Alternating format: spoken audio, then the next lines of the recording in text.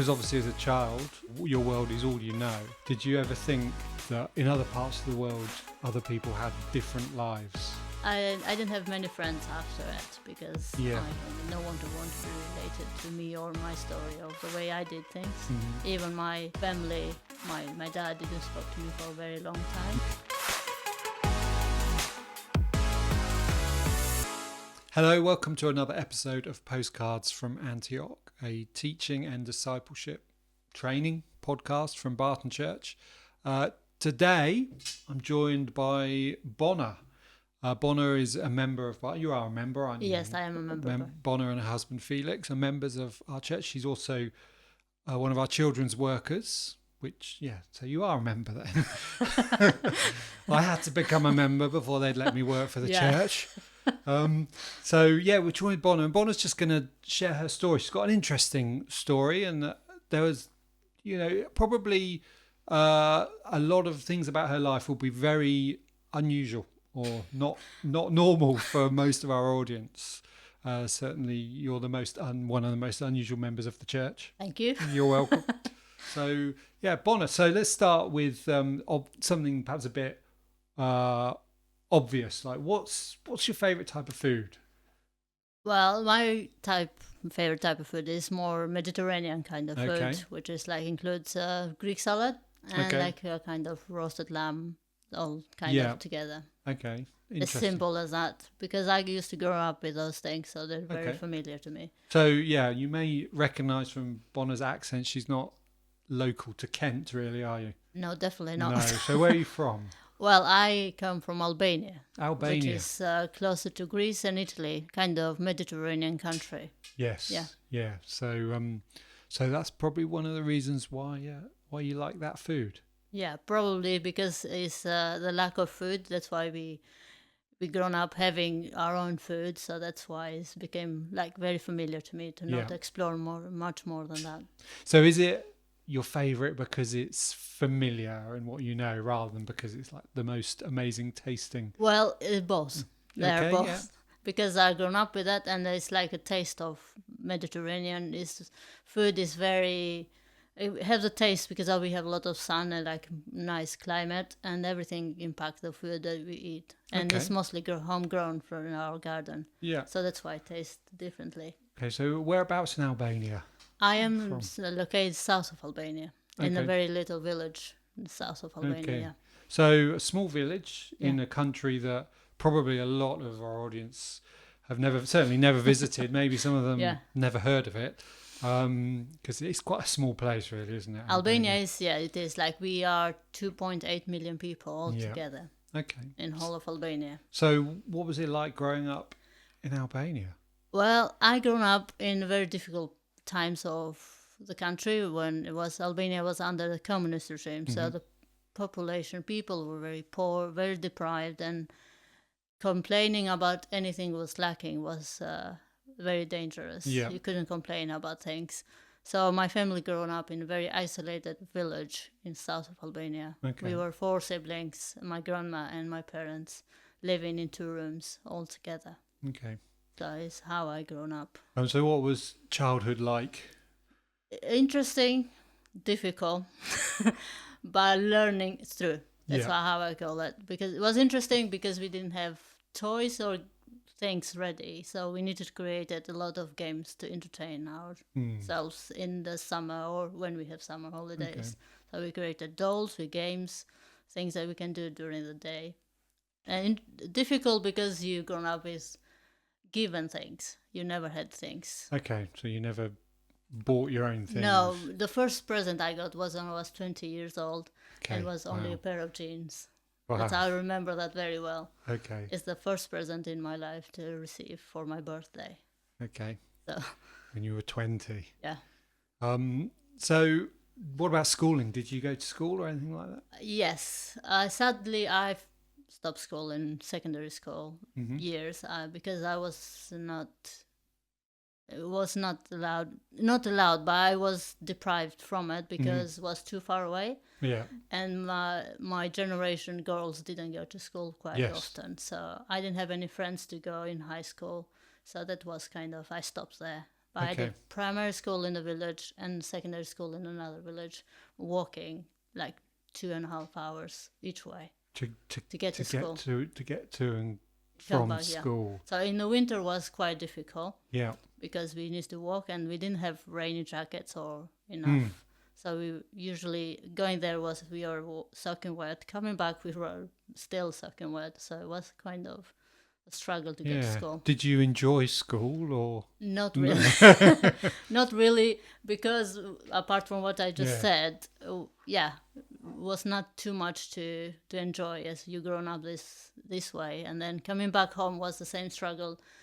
Dinner ready, we didn't have enough food to grow up, so it was a lot of, you need to think as an adult, even though you are a child. Yeah. You need to think as kind an of adult. Had to grow up quickly. Very quickly. Yeah. In the age of 10, 12, you need to be fully grown up to deal with things. Did you think, because obviously as a child, that your world is all you know, did you ever think that in other parts of the world, other people had different lives to you? I was not, I didn't think of it. My thinking was very limited. The presence of radios, TVs, well, we didn't have any of those things. So my thinking and my future, even though, was very limited. Yeah. So I thought this is going to be from now on to now on. And then after 16, then probably marrying someone and going to a different village. That's one of that was my limited thinking, sadly. Those were your expectations. Yes. But obviously that's not what happened. So I'm sure people will probably be quite interested to hear more about how you've ended up here and so on. But before that,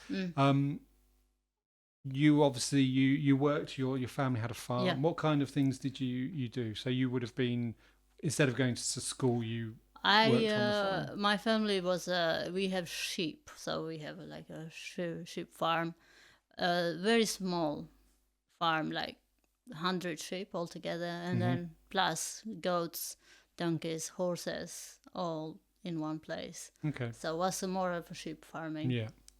Was that quite normal? Did a lot of families have? Yes, it was kind of in the village.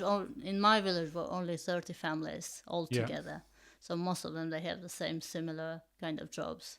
Was there anything else in the village? Any other shops or? No, definitely doctors not. Or anything like that? No, we didn't have. We need to travel like 2.5 hours to the nearest village and 4 hours to the nearest city to get to hospital or anything like that. So being a shepherd or shepherdess, what do you prefer? What's the term in Albanian? What? I prefer it in English. The term in Albania doesn't sound as nice as it sounds in English. Well, sheep probably are not as nice as people think when you have to. No, definitely they're not. I figured it out then when I came to England and started talking about shepherding. People thought, well, it's a fairy tale, like a really nice story that like you tell. Little Bo Peep. Or especially when you read Psalm 23.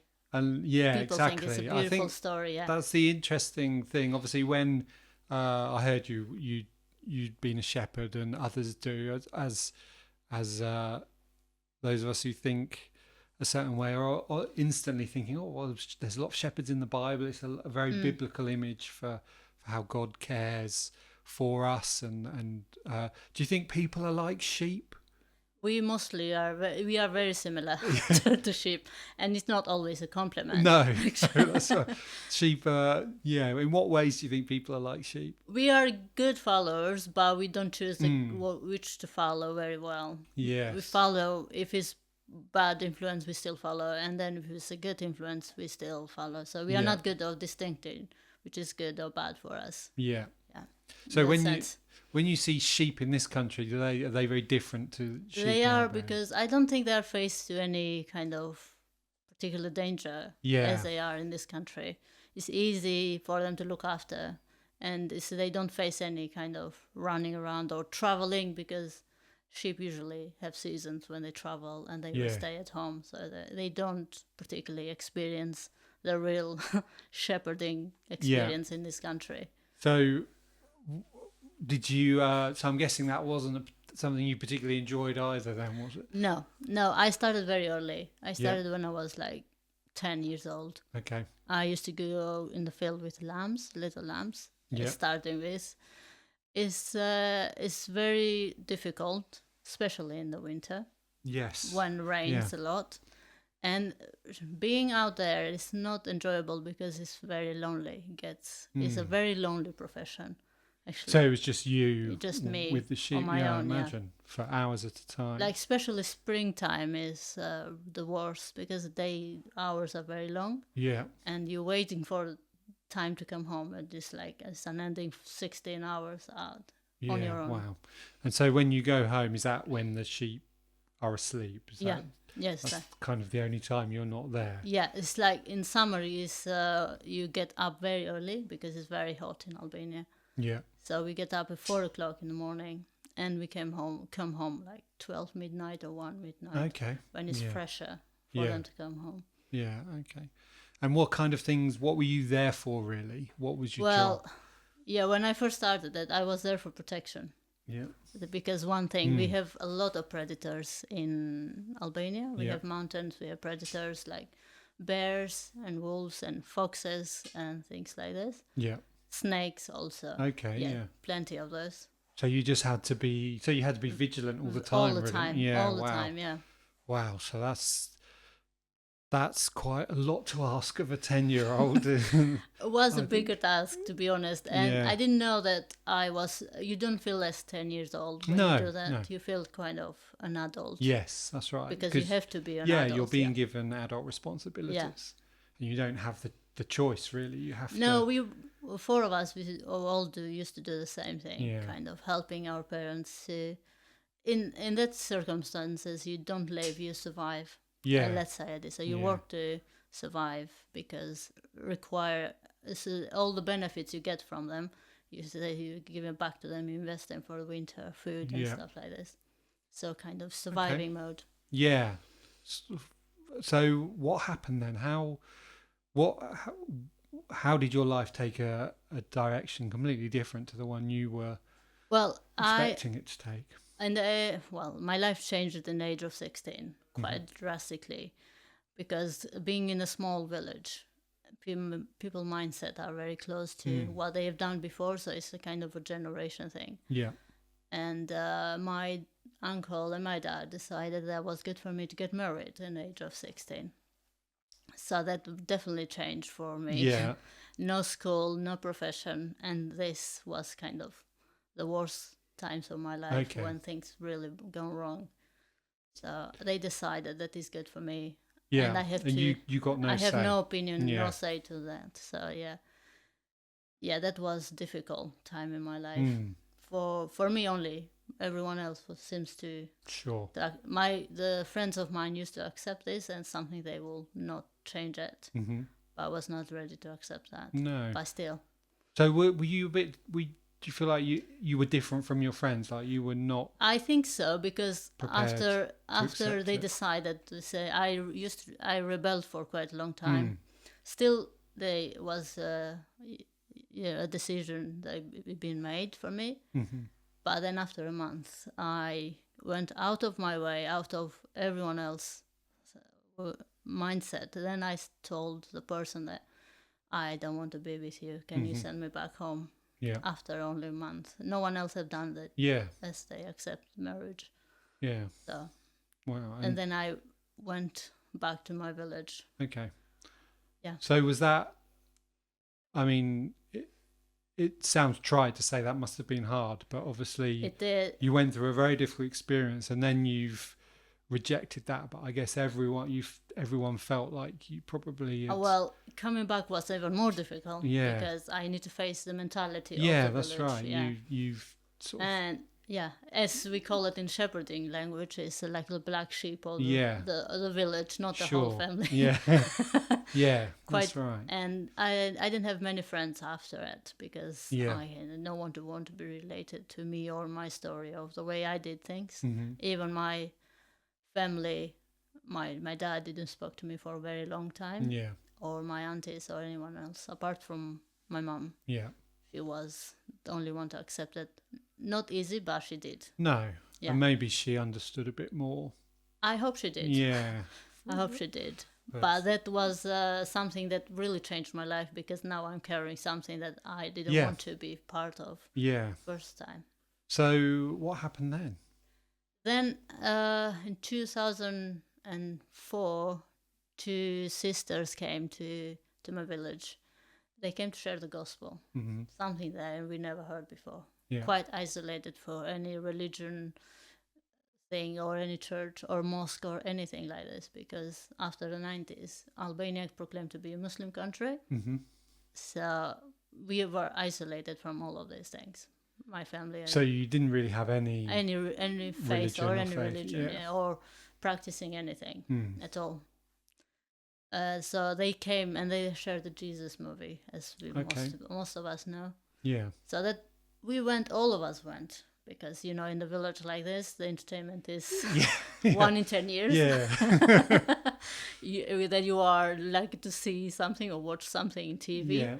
So we all went and watched it.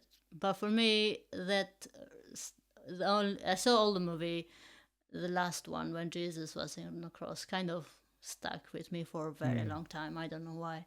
Yeah. I didn't put a name to it, but that really stayed with me for a very long time.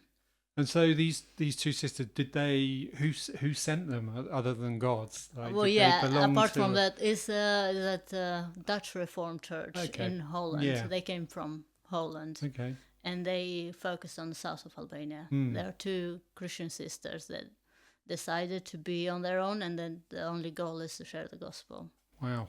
So they went all the villages in the nearest town, and my village was one of those. And they showed the Jesus film, which is, you say, I think, probably familiar to many of our listeners. Did they explain the story at all? Yeah, but they stayed with us because we didn't have accommodation. So for a week they stayed with different families. Because in Albania we are a little bit famous for hospitality. Okay, yes. We are kind of welcome people in our homes and share with them meals and food and all the things. So they stayed with us and they explained a little bit more of why Jesus movie or what the message is after. Yeah. So I guess that changed things for you, did it? Not quite quickly as I wanted to. Because the attraction was, growing in a communist country, you are not experiencing Christmas or any religion kind of thing. We didn't have Christmas, or we didn't have Easter, or any present was not part of our life. So when they came, we celebrated Christmas. So we were attracted to what they're giving, actually, instead of the message they're giving.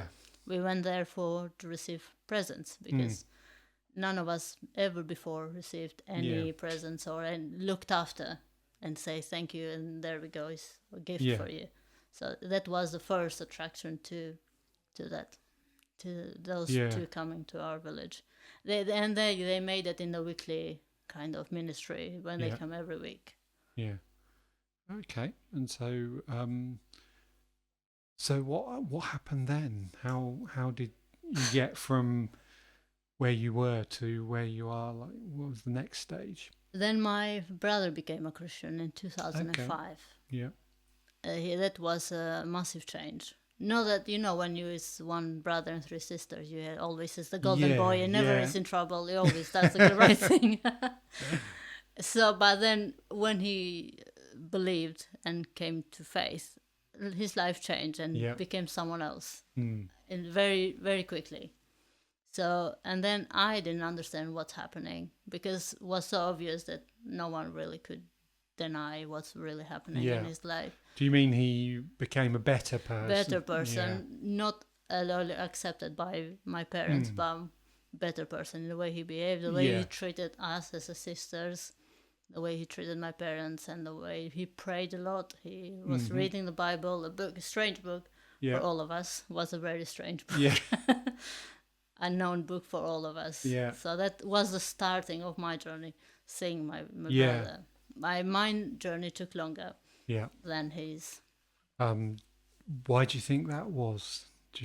Well, because we are, I think now, in looking at after so many years, we are unique, and God speak different languages to each one of us.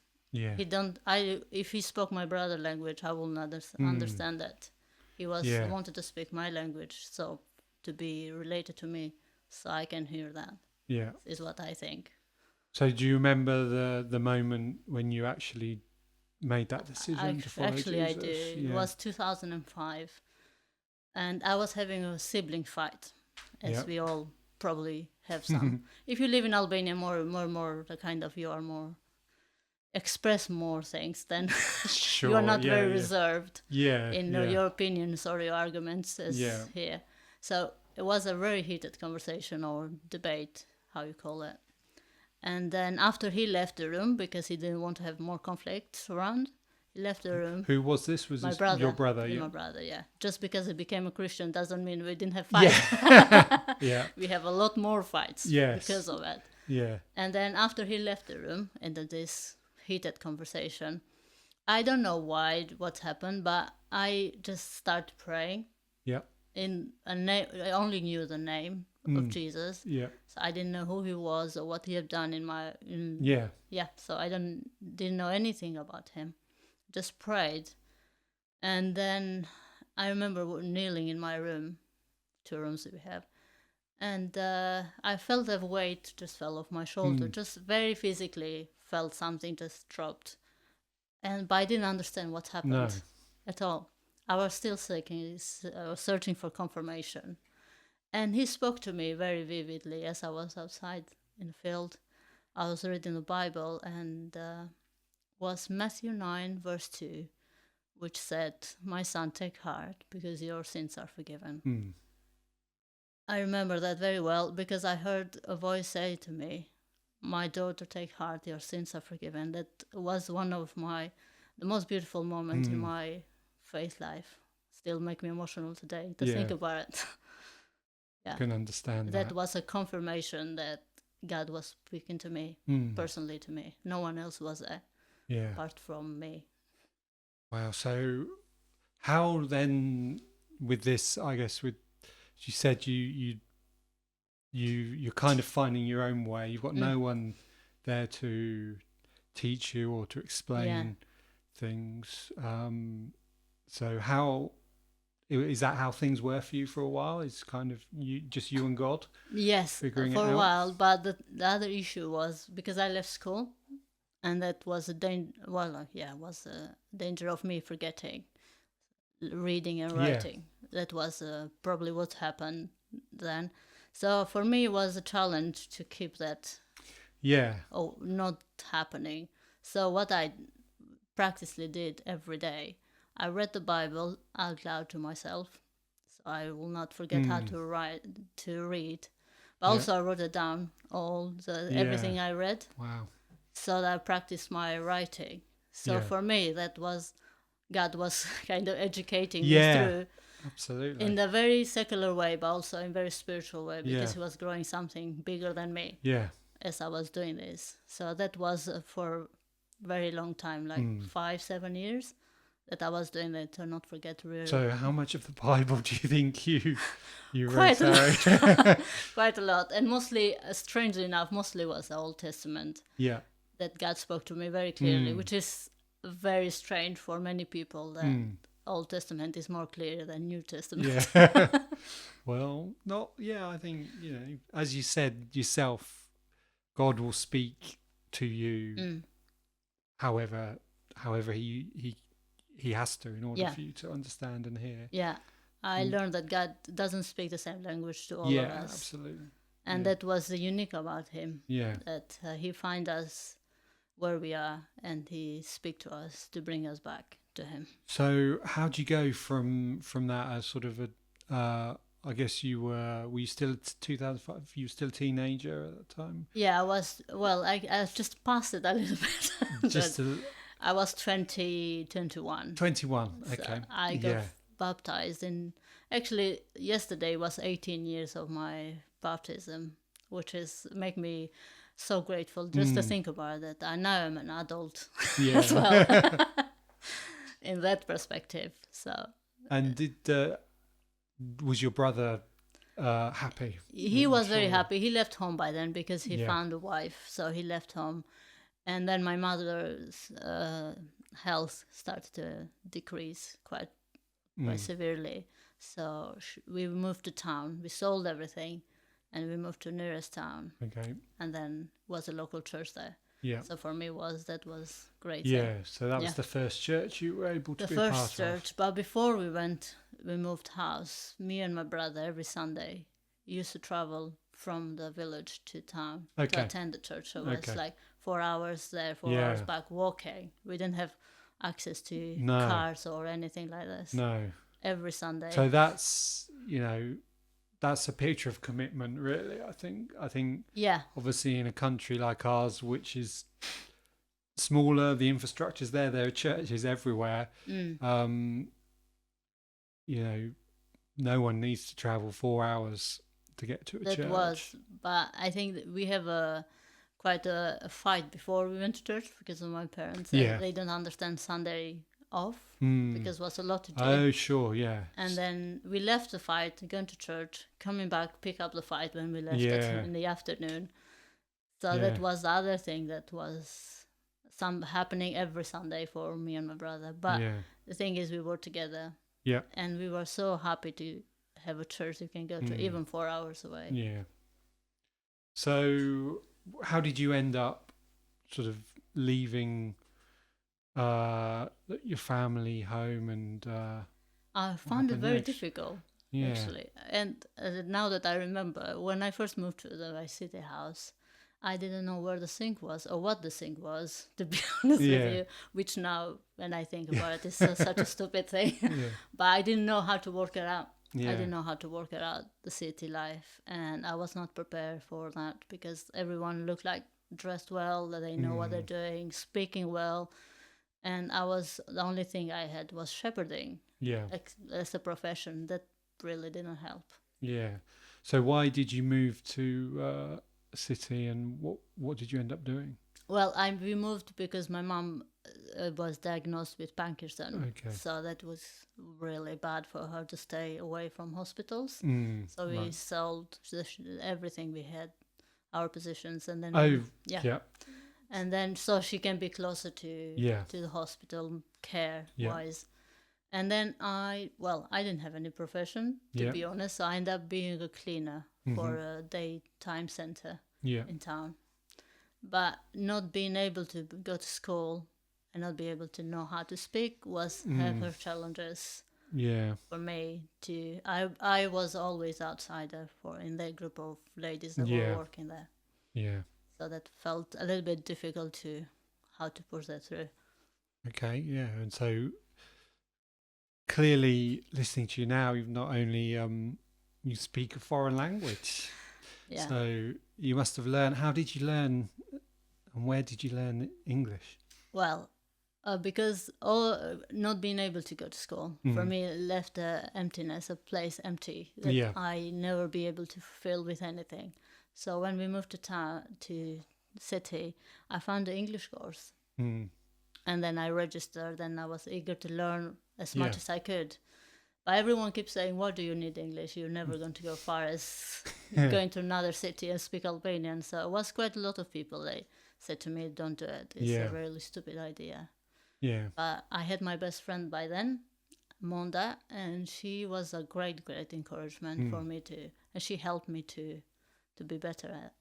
Okay. So I at least God provided someone for me there that is a key point for my faith journey. Actually, my best friend is the key point. Was she a Christian as well? Yes, she is a Christian with her husband.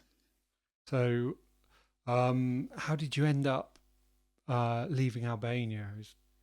That happened years later. Okay, well, tell us. Tell us how you got. In 2010 we moved from the village to town, and then later on, 8 years later, after I moved to city, I have faced another struggle, which is I've been single.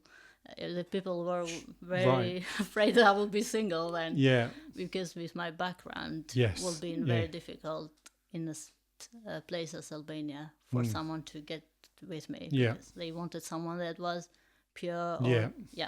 Just for them. So that was something I was carrying along. So I was afraid I would be single.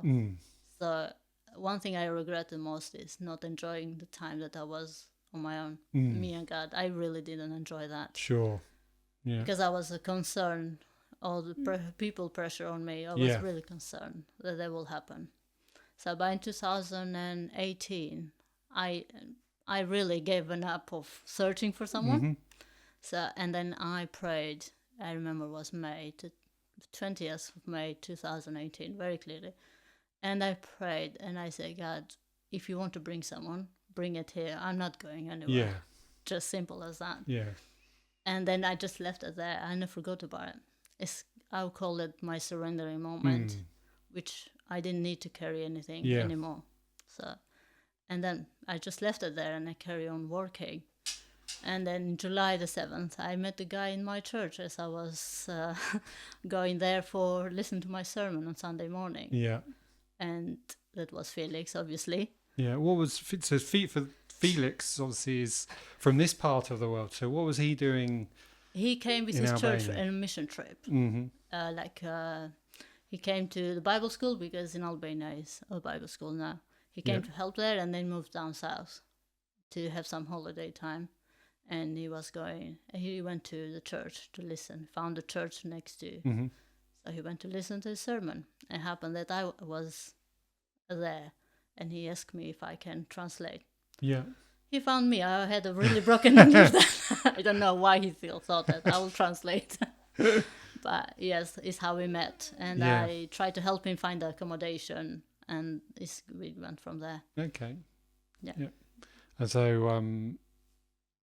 you're now married. Did you get married in Albania or did you marry here? Well, with Felix is something, if he knows, he knows. Mm. And for me, for years, I've been praying that if he's someone that will accept my past as it is, that will be from God. That will be the person God chooses for me. That to be his constant prayer. I always prayed for this prayer in my life. So when I told Felix that I have something to tell you, he said, well, your past is this comparing with mine. That is how I knew that God was putting him in my path. So Felix has his own very fascinating story. Oh, he does. We're going to hear that. This is another podcast we've got lined up. We're going to talk to Felix, hear his story as well. But so... And then we got engaged after a month of knowing each other very quickly. Yeah. With Felix, things sometimes happen very quickly. Yeah. And this is a good thing because I am a little bit slow processor than Felix. Yeah. So I'm glad that he is like that. So then I got engaged, and then my dream always been to get educated in Bible way, and opportunity was just open that I can attend Bible school for 6 months. So I attended that from September to March, and I can say that was the best Christian experience in my whole life. Where was that Bible school based? In southwest of Albania, somewhere place called Erseka. Yeah. That was the best time of my life, being in that environment. As I call it, the greenhouse for Christians when they have this time away. Yeah, so you grew in the greenhouse. But I wanted to stay there for longer, but I think my time of growing there was done. I needed to go out of the greenhouse. Yeah. And so eventually you and Felix ended up coming over here. We got married in 2019 in April, and then straight we moved here. We moved to Cornwall starting with. Cornwall? For 2.5 years. Yeah. Did you like Cornwall? It was very wet. Yeah. Welcome to England. Yeah, it was I was not ready to face that, to be honest. The climate change was a big deal for me. Yeah. As soon as I arrived in England. And so you, in search of drier climes, you went to Wales. Is that right? Yeah. Well, I'm from worse to worse, I think. Yeah, we helped in Cornwall the church plant, and then because of COVID, we know things didn't go well. Yeah. So the church closed down. So we traveled to Wales, and we helped there with the church plant there as well for some 2.5 years. Yeah. And then what prompted the move over to this part of the country? Apart from God orchestrating it, I can give some reason to that. Yeah. So Felix's parents live here in Canterbury, and his mom health kind of didn't go well. So, and our vision always is to go to Albania in future. In the future, he said, before I go away, I wanted like to spend some time with my parents because Felix has been away most of the time. Yeah. So he wanted to have this time together with his parents, and it started the move of us here. Yes. Okay. And especially Felix's dad has been part of Barton about 25 years ago. Yeah, that's right. That was there were people in the church who remember praying for Felix when he was like younger. I can say some of the names like Alice, Helen Lavender, Liz Jenkins. That when they saw Felix was a shock for them in a good way. Yeah, because they have prayer meetings about Felix. Fantastic. Yeah. So and then over here, I mean, where else would you end up other than Barton? We are the only church in Kent. Yeah, I do agree with that. God, so and Felix and Bona have been fantastic to have here, and Bona's actually started, as I said, she's become a children's member worker, first. a member, and a children's worker, and we thought, Oz and I thought your story's so different for compared to a lot of our own stories in Barton. Yeah. But I want to share something as well, because sometimes when you come from different culture, your story sounds very dramatic and very cool to hear. But actually, I learned something very recently, that I think every salvation story is beautiful and dramatic as can be. And doesn't need a background to be good, because it's a salvation story in the end of the day. So every story, even growing in a Christian family or not a Christian family, salvation story itself, it's just the most dramatic, beautiful thing that we can experience. Absolutely. Depends the background or the culture we're coming from. I think that's important, because there are probably a lot of people watching or listening now who probably don't think much of their own story, and need to realise that actually it is something beautiful and worth telling. Coming from dead to life, from being saved, is the most beautiful story ever experienced, without anything else added to. Okay, well, bring things to a close then. Maybe I'll ask you one final question. Is there... So I haven't warned you about this question, so we'll see if anything comes to mind. But is there any sort of maybe one or two lessons that you feel like God has really taught you over the course of your journey with Him? Yeah. Well, being a shepherdess plays a massive role in my life, in my journey with Jesus. Yeah. Because I actually experience every single detail of what He's saying that happened in John 10:10 or Psalm 23 or Ezekiel. I was a witness of my own life in that. And one thing it is clear, that shepherding is the most lowest profession you can have. No one wants to be one, and no one wants to deal with sheep in the south, because facing all the struggles with that is not glorious. No one talk about the glorious shepherding. We all talk about how beautiful it is that Jesus take care of us, but He goes through an extent to do that. Because being one myself, you need to get off the cliff to find one that is fallen off and bring it up, or get the lost one that is just thrown away. You need to go and search for it. It's not going to come by yourself. Or to find one that is to another flock of sheep, you need to go and find it. Facing rain, facing predators. There are things that in the shepherd, when you read Psalm 23, you don't see it, but actually they are there. And that is the things that people don't talk about very much, because that doesn't sound like a success story. Jesus being with us is a success story, but what it takes for Him to walk with us is a different story. So then thing I learned, that when Jesus said, I am the good shepherd, He really is, because time, love and care He takes for us, and protection gives us, and the promise of His presence, they are the main things to make a good shepherd. Yeah. Fantastic. Well, thank you very much for joining us. Thank you, James. Thank you for having me. Yeah, thanks for sharing your story. And we'll... I hope it's been more than interesting for those of you listening. I hope it's made you think, inspired, maybe given you some enthusiasm about your own journey, and just the hope that no matter how maybe you've got people in your life who feel about as far away from God as they can be, God can reach people in an Albanian village. If he can find me and save me, he can find and save everyone else. Is what my message will be. Yeah, fantastic. So thank you very much for listening or watching, and we'll see you again, hopefully for another episode of Postcards from Antioch. Goodbye. Thank you very much. Goodbye.